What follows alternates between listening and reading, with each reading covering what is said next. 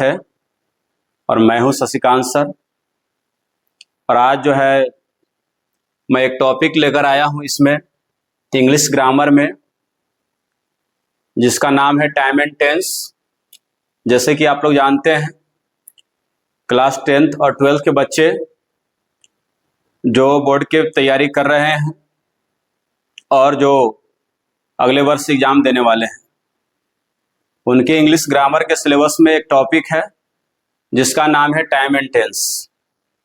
Offline batch में हम लोग पढ़ा चुके हैं और जितने भी हमारे फेसबुक पर जुड़े हुए हैं स्टूडेंट्स और कहीं के भी जो भी हमें फॉलो करते हैं, उन सब के लिए आज कुछ question time and tense objective का सॉल्व करने जा रहा हूं।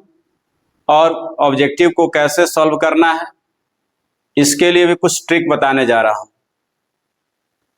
तो जैसे आप लोग जानते हैं कि टाइम एंड टेंस टॉपिक से एग्जाम में जो है आपको सेक्शन ए और सेक्शन बी दोनों में रहता है। सेक्शन बी में ट्रांसलेशन दिया रहता है, ट्रांसलेट करने के लिए इंग्लिश में, और ए सेक्शन में आपको फिल इन द ब्लैंक्स रहता है, जिसमें correct form of the verb का चूज करना होता है। तो जैसे हम यहाँ पर कुछ ऑब्जेक्टिव क्वेश्चन लिखे हुए टाइम एंड टेंस से और उसका ऑप्शन भी है, तो एक एक करके हम बताएंगे। जैसे पहला क्वेश्चन है यहां पर दिया हुआ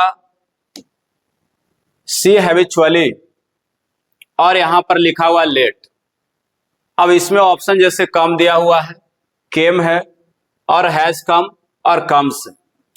तो जैसे हमको कैसे पहचानना है कि इसमें ऑप्शन सही होगा, एक तो है कि टेंस का रूल हमें पढ़े होंगे ऑफलाइन बैच में, या आप कोई भी बुक से पढ़ते हैं ग्रामर का, तो उसमें जो खास करके टेंस का रूल होता है यूजेज ऑफ टेंस, तो पढ़े होंगे कि उसमें कुछ टाइम वर्ड्स दिया रहता है।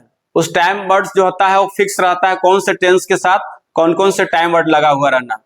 जैसे आपको सिंपल प्रेजेंट टेंस की बात करें, सिंपल प्रेजेंट में, तो सिंपल प्रेजेंट में बहुत सारे रूल्स पढ़ना है, जैसे habitual action, regular activities, daily routine के लिए भी प्रयोग करते हैं, हैबिचुअल एक्शन का बोध कराने के लिए प्रयोग करते हैं, universal truth, principle, fix program, fix plan, commentary, ये सब जो रहता है इसके लिए भी हम लोग सिंपल प्रेजेंट टेंस का प्रयोग करते हैं। और उसमें कुछ टाइम वर्ड्स हो गया, जैसे ऑलवेज, ओकेजनली,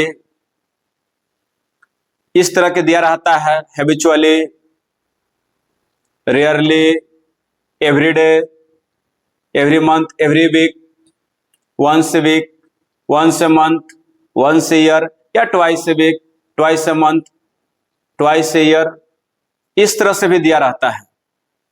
तो वहां पर सिंपल प्रेजेंट टेंस का होता है। तो यहां पर हमारे साथ क्या है, लेट दिया हुआ है, तो सी हैबिचुअली और खाली स्थान में दिया हुआ है, उसके बाद है लेट। तो ये टाइम वर्ड हो गया, याद रखना। लेट मतलब होता है विलंब, और यहां पर क्या है, हैबिचुअली दिया हुआ है, तो आदतन, तो आदत का बोध कराता है। देखिए यहां पर लेट एक टाइम है विलंब, और एक यहां पर है हैबिचुअली दिया हुआ, तो हैबिचुअली जो हो गया आदतन।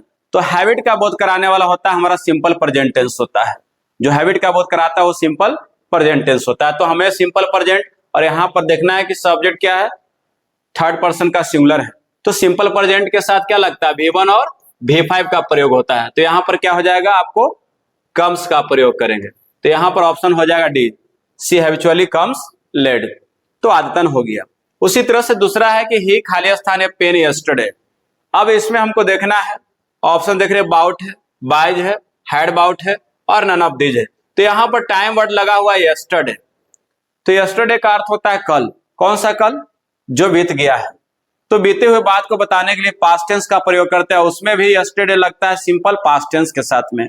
आप पढ़े होंगे रूल, तो उसमें सिंपल पास्ट टेंस के साथ क्या प्रयोग करते हैं हम लोग, यस्टरडे का प्रयोग करते हैं। जो घटना अभी 2025 है, तो अगर 2024 का बात करें, 1990 का बात करें, या लास्ट वीक, लास्ट मंथ का बात करें, तो ऐसे के लिए हम लोग सिंपल पास्ट टेंस का प्रयोग करते हैं। तो यहां पर हो जाएगा आपका बाउट हो जाएगा, सेकंड फॉर्म का प्रयोग करेंगे। उसके बाद है थर्ड में देखेंगे कि पटना खाली स्थान इलेक्ट्रिसिटी प्रॉब्लम दिस डेज। अब यहां पर जो है हमारा जो है दिस डेज का प्रयोग हुआ है, अब इन दिनों है, और इसमें आपको याद रखना है कि जो घटना बोलते समय नहीं और आसपास में हो रहा है, इन दिनों हो रहा है, तो ऐसे के लिए हम लोग प्रेजेंट कंटिन्यूअस टेंस का प्रयोग करते हैं।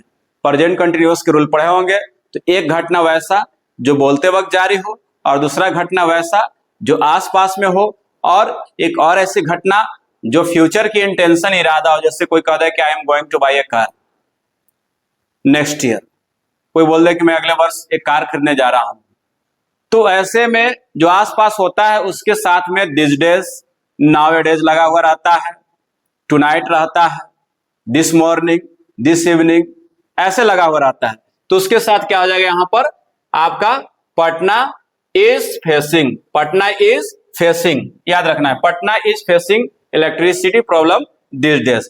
अगर इस तरह से एक और क्वेश्चन जैसे दे दिया रहे, मोहन ए पोयम नाउ, अब इसमें ऑप्शन आपको दे दे रीड्स,